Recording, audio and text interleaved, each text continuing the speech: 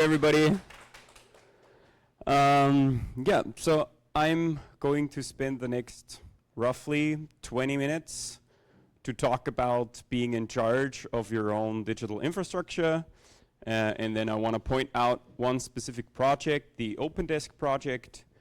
Not so much for the tech stuff behind it, but more about how the project is set up and what is happening in the European Union around that project, because I think it's kind of interesting. So yeah, as Shirley already nicely introduced me, I'm Simon, Wojao Simon, and that is about as much Chinese I can speak at this level, except for ordering a black coffee at 7-Eleven.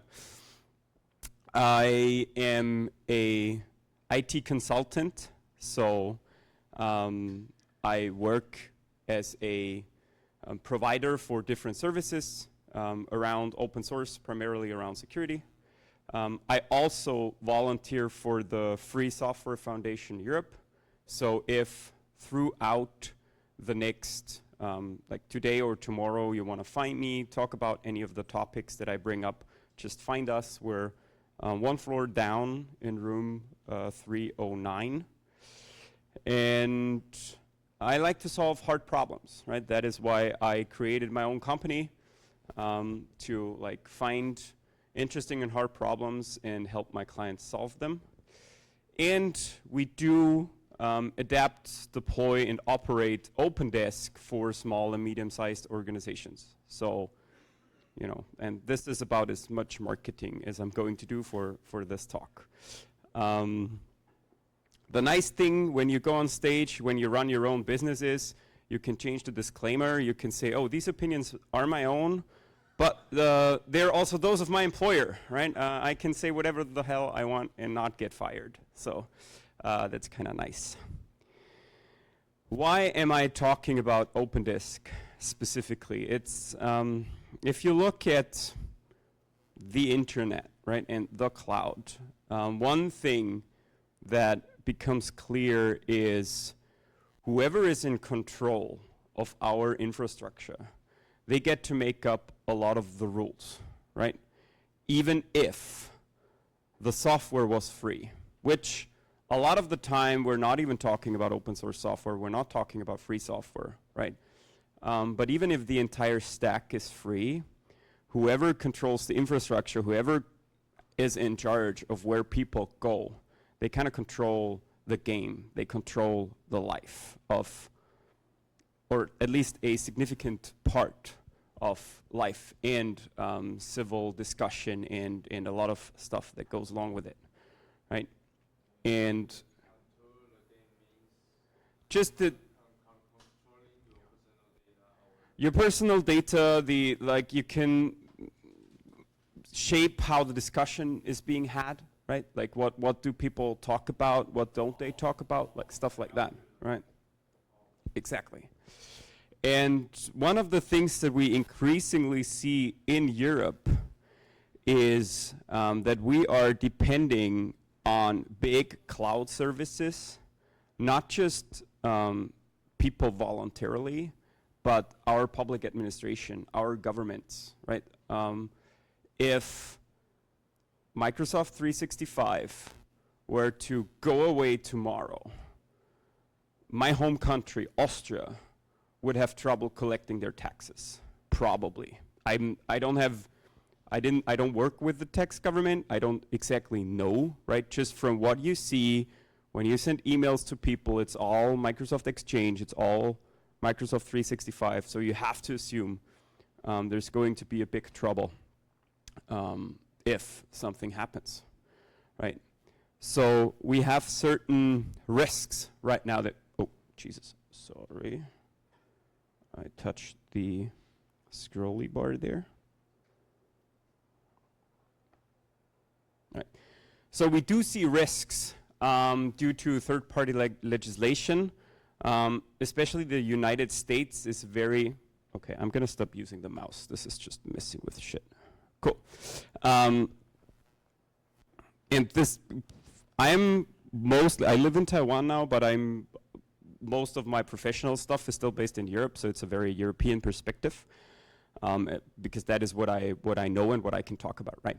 But what we see in Europe is we are building up really strong data protection laws in Europe right now, but because the infrastructure is controlled by a lot of American companies, and America is really good in passing laws that is supposed to give American government agency access to the data, a lot of that is in jeopardy of actually being able to held up, right? So you can make a connection from American agencies having a legal ground to request Microsoft to give them access to email of Austrian or German state employees, right?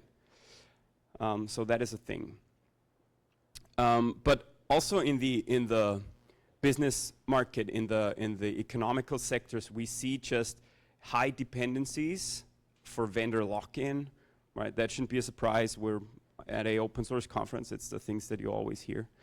And I don't know if you've noticed, but there's also been stuff going on politically in the world that some people are kind of concerned about, right? The current administration of the United States is not exactly what we call super reliable.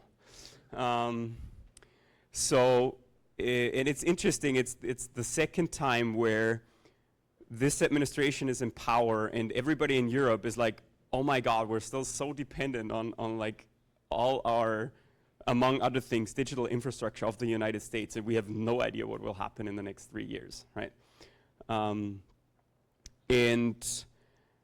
Lastly, even if you don't assume worst case scenarios, right? If you just assume normal emergency plannings, right? Where you say, oh, what if they have an outage that goes on for a longer time, right? How do you maintain your organizational resilience? And things that we have coming into effect now in Europe is laws about certain critical infrastructure like a bank, right? Banks, by law, need to make sure that they will be able to operate and have people get access to their money regardless of any IT outages that might happen anywhere in the world, right? So all of that is a big deal in Europe right now, and people are like scrambling and looking around what is going on. And one of the things that are kind of trying to solve that, trying to be a puzzle piece in this discussion to build a better way of working is OpenDesk. OpenDesk is what we call a sovereign workplace, which is a bit of it's all very Germany-centric that is being developed, so a lot of the things come from like German translations, right? They like to talk about sovereignty and the sovereign workplace and stuff like that. But what does that mean? What we're talking about in the end is a working environment that enables an organization to be in charge of their own infrastructure, right? So something that you can run yourself, where you can control the applications, can control the code, can look at the code, all those good things that we talk about in free and open source software, specifically also being able to like actually run it yourself, right? And OpenDesk is exactly one of those kinds of applications. Or application suites. It's by far not the only one. There are different open source solutions out there, but I think OpenDesk is specifically interesting because of the way it is set up. And what is going on there is the German public administration, they are one of the leading force in Europe behind digital sovereignty. They were really quick to realize that the European Union right now, or Europe in general, is super dependent on mostly US tech companies. So they were trying to do something about it, and they founded and it's even called the Center for Digital Sovereignty in Public Administration. or Sendis, which is the German way, the German name for it, right? The abbreviation for the German name. And it covers what you would expect a online collaboration suite to cover, right? So we have calendar, chat, contacts, documents, email, everything that you would get when you think Microsoft 365 and Teams or Google. I don't know if it's still called, I think it was called Google Workplace. I don't think it's called Google Workplace anymore, but that like Google Docs, Google Drive kind of thing. And the way they structure the project is really neat because for a very unique, I'm reluctant to say the first time because there's a high chance I don't know everything, right? So it's always kind of, but the first time I'm aware that they're actually building a really strong collaboration between private companies that are building open source products that are being steered by the public administration, right? So they're trying, Sendis is trying to act as an umbrella. They're not trying to build it themselves, which in the past has been problematic when a government organization tries to actually be the software vendor because they're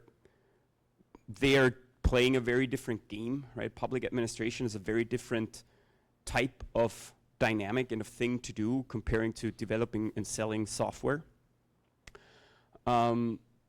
Everything that is being developed under the OpenDesk umbrella is open source public code. So there's an open code platform that is being hosted by Sendis that is used as the public repository of all the code that makes up the OpenDesk platform.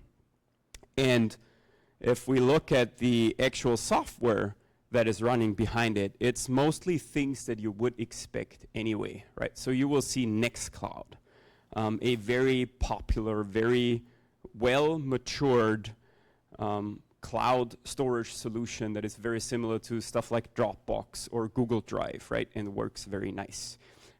Integrated into it, you have something like the Collabora Online, which is very similar to like Google Docs, where you can in your Nextcloud directly open documents and work on them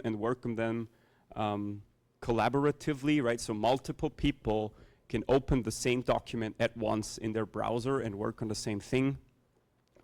You have things like Matrix and Element as the chat, Jitsi Meet as the video conferencing solution. OpenExchange, I didn't know it that well before I came into touch with OpenDesk, but it's also a very well-established, very mature open source product for email and contacts and the whole, what used to be Microsoft Exchange, but plus Outlook, right, which is now all kind of, was all consumed by Microsoft 365.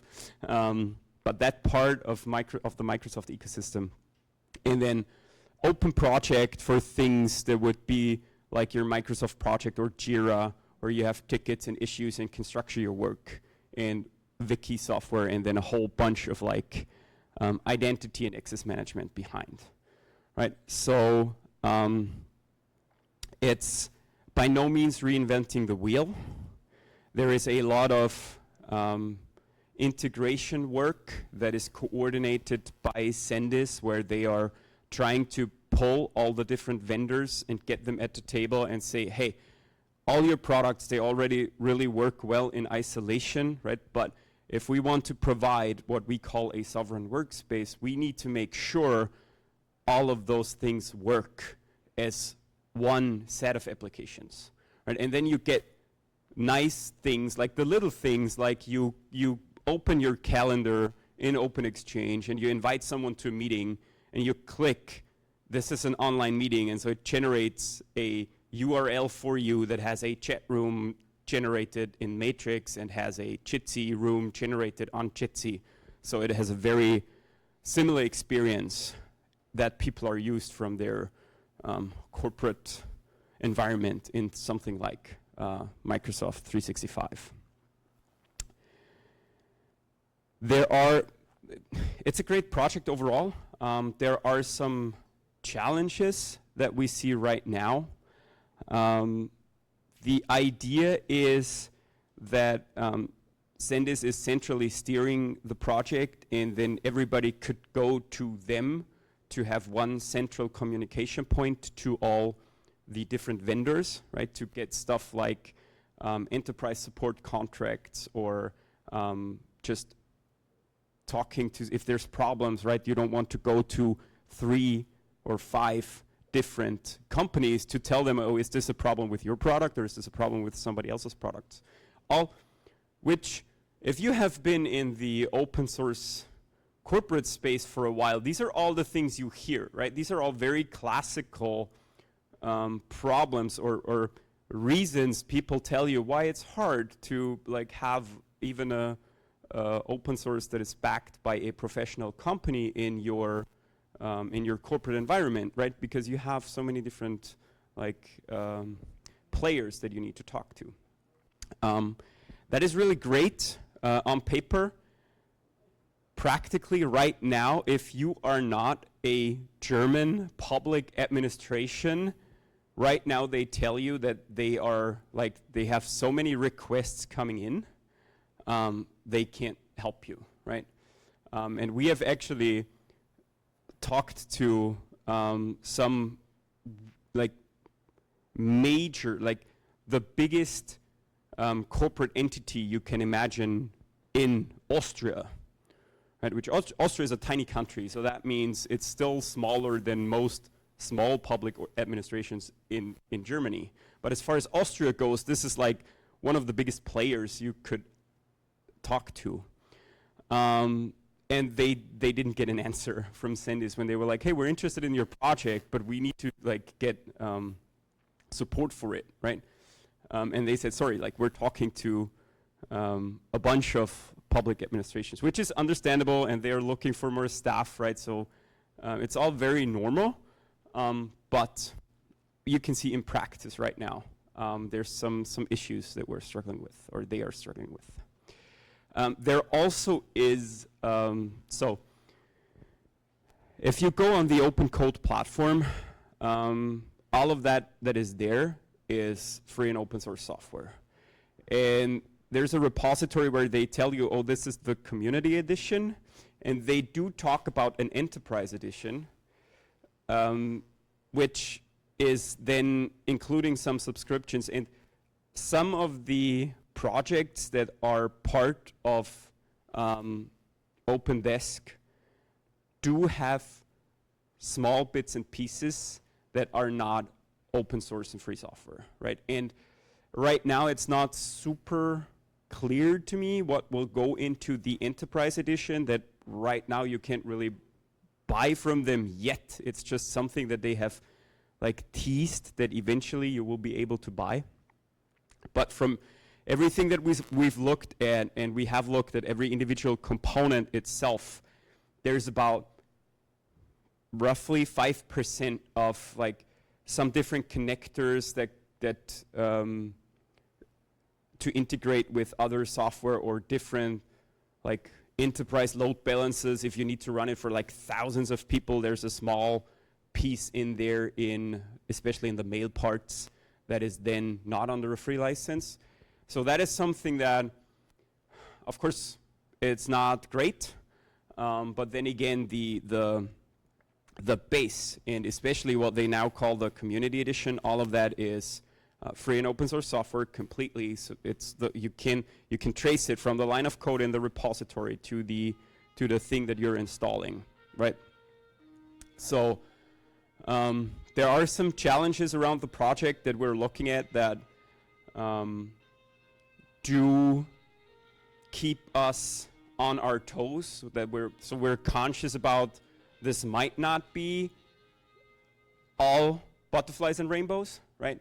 But again, from the direction that they're taking, and from the statements of intents that you can find by the people running the project, you can really see that they're trying to do it, what is in my mind, the right way, right? So stuff that is development that has not been there before OpenDesk was incorporated, right? All the proprietary stuff, the non-free stuff that I'm talking about, that already existed in those projects before the OpenDesk umbrella.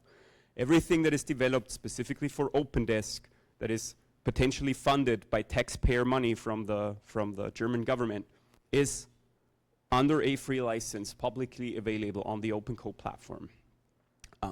They are building, like they are getting different established open source companies that are like mostly selling all the way free software. Like Nextcloud does have a community edition and an enterprise edition, but the only difference is the enterprise edition comes with a support contract, right? It's still under a free license. It's still open source software. The software you get is still free. The only difference is the SLAs and the access to some binary distributions that have certain patches backported, a very common model, right? They're bringing all of those together on a table and making sure, okay, we don't want to reinvent the wheel, right? We already have good working components. We just need to make sure that they work well, and that if we want to get them to like public administration, that the individual administration or department doesn't have to talk to 5 or 6 different vendors, right? All of this should be channeled through us. So that is why we are super interested in this project, and we think it is one of the lighthouse ways of how we believe private corporations, public administrations, and open source communities should and could work together in a very healthy and resilient way, which is why we are, as Caliotech, my company, also like roughly involved in there and trying to spread the word. And okay, I was lying very much in the beginning, right? There's 2 bits of marketing that I'm doing. If you want a demo, you know, feel free to reach out to me. We are doing free demos to anyone who's interested. And if you just so happen to want to pay someone to help you to set up and run OpenDesk, we are also available to provide services for that. All right, and with that, I'm pretty well on time, so we do have time for questions. Anything you guys are interested, anything that came up during the talk?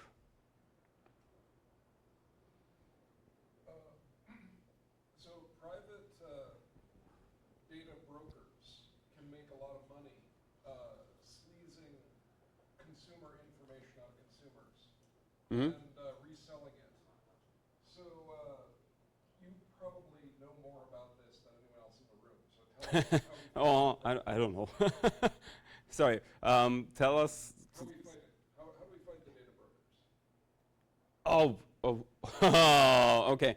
I don't think I ended early enough to have that discussion and do it justice. The truth is, I mean, you've probably heard it all before, right? I would tell you not to use Line. I would tell you not to use WhatsApp. Do I use Line and WhatsApp? Of course, right? I live in Taiwan now. I tried to get by without using Line. You have a hard time actually talking to people. So what is the compromise I found? What I'm trying to do is, you will notice that the Signal sticker up there is about 2 times the size of everyone else's. That is why, because I think more people should use stuff like Signal or the next talk I'm talking about, like threat modeling, is Signal and Simplex compared to other stuff. But in the end, I think the only thing we can do at our level is exactly what we're doing here, right? Get the word out about alternatives. Talk to people that are in your sphere of influence, and hopefully have some parts of the world, some government organizations realize that if they don't want to give all of their constituents' data to private data brokers, they need to run stuff themselves, right? And there's support out there for it. There's companies out there that will help them. But I think in the end that always, to be sustainable for the general populace, that always has to be a more of a consulting and help you to help yourself model, and not a give us all your technical infrastructure and we will do it for you model, right? That is where I've ended up. So I guess that is the best answer I can come up with on the spot right now. That's a good one. Thank you. Any questions that don't go to the fundamental universe of all data? Yes, please. You say don't go to something like fundamental. Like not that are not a fundamental philosophical question. Going into something Fundamentally philosophical. All right, go ahead. Does the initiative of OpenDesk include the discussion of the ownership or security of the infrastructure, such as servers, the data centers? The yes and no. One of the cornerstones of projects that are allowed to go into OpenDesk is that they need to be self-hostable, right? And one of the reasons for that is, at least in Germany and Austria, the government has government-run data centers, right? So there is specific parts of the public administration that by law, public administration need to use them as their infrastructure provider, right? That, of course, is very hard to maintain when everybody in the world is now not selling you a piece of software anymore, but selling you a cloud service that you connect to on your browser, right? And that is one of the reasons, like in Austria, it is my understanding, and I'm not a lawyer, I'm not super involved in we do have some clients in the public administration where we are looking at alternatives, right? But my understanding is that right now, officially, all usage of non-Austrian cloud services is a legal gray area, right? It's one of those things where very privacy-conscious lawyers, if they read the Austrian law, and there was on the European Union level, right? Because there used to be this thing called the Privacy Shield, where some smart lawyer sat there and said, oh, you know, the privacy protections of the US are roughly the same as Europe, so we can just assume everything we use from the States is good, right? They offer roughly the same data protection as we do. And then actually an Austrian person sued over, opened a law case for that, and it got all the way up to the European Union courts. And they, in fact, did say no, like they reread US legislation and European legislation and said, as it stands with stuff like the Cloud Act in the US and the GDPR, the privacy law in Europe, that is not the case. So right now, if you are using US cloud services and you don't get permission by every single one of your users, right, which is impossible for a government, right? The government would have to ask every single Austrian citizen to opt into sharing data with a US cloud service. That is not doable. And now I forgot where the question started. I'm sorry. Can you repeat the question? I mean, is there a discussion On the infrastructure. Thank you. Yes. ownership or the Yes. security? So ownership of the infrastructure, yes, in the sense of it all needs to be runnable on your own infrastructure, right? So you need to be able to choose. Security, yes and no, right? I'm not aware of centralized discussions around it yet. But then one of the things that they do is they do include established mature projects that, without having looked at the specific security policy and program of every single one of those companies, I would expect to not be horrible, at least. But I'm not aware, or I don't know if there is a specific plan to have like centralized security governance around that. No problem. All right, and I'm gonna need to end fairly on time anyway because I have another talk in 10 minutes. So thank you, everyone. If anything else comes up, find me at the FSFE booth or get my contacts, and I will be happy to talk to anyone anytime. Thank you, bye.